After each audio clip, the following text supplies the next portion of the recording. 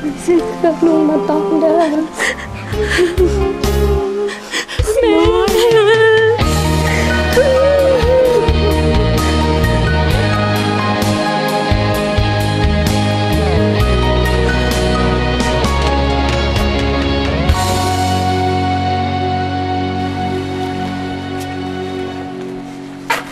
ได้ประคอตัวบ้างไง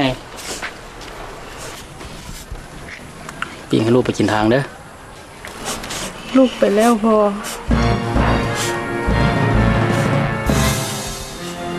ฮะ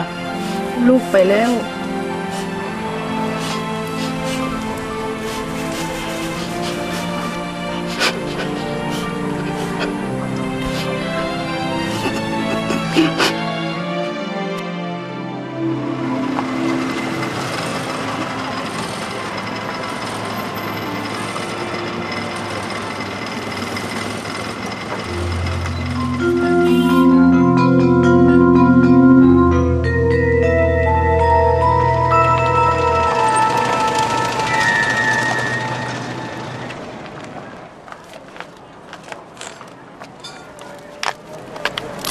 นี่อยู่นี่ค่ะ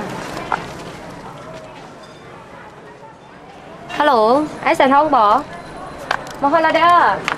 อยู่วันเก้านี่แหละจะไรได้แต่2 คนนี่แหละผู้นึงมาบ่ได้โอ้น่าเสียดายเนาะก็ดีคือกันได้ไป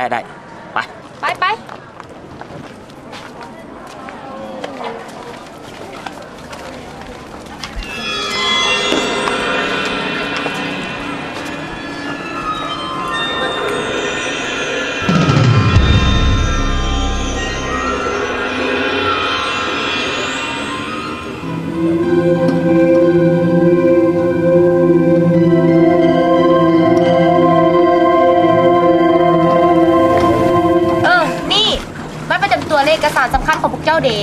เอาไม่ค่อยถือไว้บัดตำรวจกวดมันจึงง่ายคนบ่เคยเข้าเมืองเดี๋ยวสิตื่นสิเต้นลงที่บ้านที่ตัวแดดนะ